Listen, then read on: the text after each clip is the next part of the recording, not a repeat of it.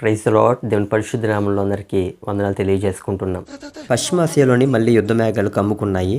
Iran చేసిన drone missile దాడులకు Israel ప్రతీకార దాడులకు పాల్పడినట్టు అమెరికా అధికారులు వెల్లడించారు. శుక్రవారం తెల్లవారుజామున ఇరాన్లోని ఇస్ఫహాన్ నగరంలో భారీ పేలుళ్లు సంభవించాయని అమెరికా పేర్కొంది. ఇజ్రాయెల్ ఇరాన్పై మిసైల్ దాడి చేసినట్లుగా తెలుస్తుందని అమెరికా అధికారులు తెలిపారు. అయితే దీనిపై ఇరాన్ స్పందిస్తూ తమ భూభాగంలో ఇప్పటి వరకు ఎలాంటి మిసైల్ దాడి జరగలేదని చెప్పింది, కానీ పలు డ్రోన్లు కూల్చివేసినట్లుగా స్పష్టం చేసింది. ఇజ్రాయెల్ ఇరాన్ పైన దాడి చేయడానికి జరిగిన కొన్ని రోజుల ముందు ఒక విషయం మీకు తెలియజేయాలి.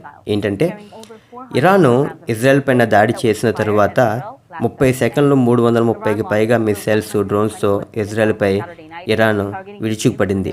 ఇది టోటల్ ఎర్త్ మీద జరిగిన డ్రోన్ అటాక్స్లో అతి పెద్దది అని చెబుతున్నారు.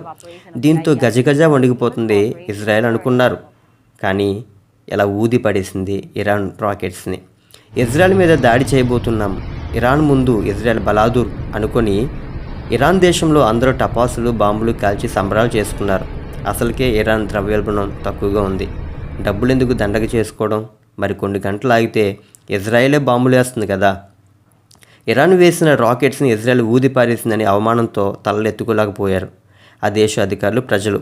ప్రతీకారం తీర్చుకుంటాము అని వాళ్ళ పార్లమెంట్లో గట్టిగా అరుపులు పెట్టిన వారంతా ఇప్పుడు పెట్రోల్ బంక్స్కి పరుగులు పెడుతూ ఉన్నారు.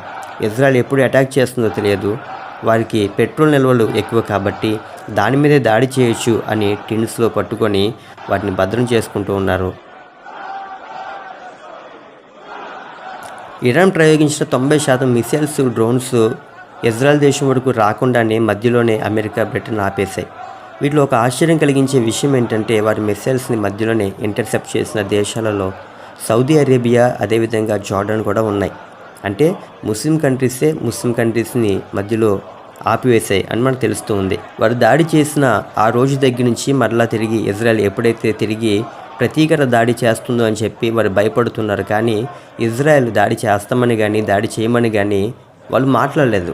దీంతో వాళ్ళకి ఒక తెలియని టెన్షన్ స్టార్ట్ అయింది. ఇరాన్ దేశంలో వాళ్ళు సైలెన్స్ మీద కాళ్ళు చేతులు పెట్టుకుని రెడీగా కూర్చున్నారు. ఎప్పుడు నొక్కుదామా, ఎప్పుడు యుద్ధం ప్రారంభించబడుతుందా అన్నట్టుగా భయంతో బిక్కుమని ఉంటూ ఉన్నట్టుగా తెలుస్తుంది.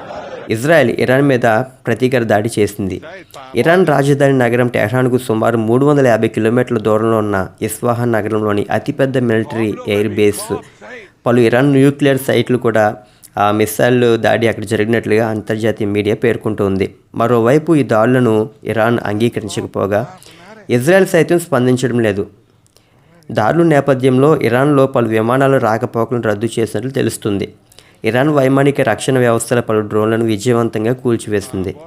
ప్రస్తుతానికి ఎటువంటి క్షిపణి దాడి జరిగినట్లు నివేదికలు లేవు అని ఇరాన్ అంతరిక్ష సంస్థ ప్రతినిధి హుస్సేన్ దాలిరియన్ ఎక్స్లో పేర్కొన్నారు.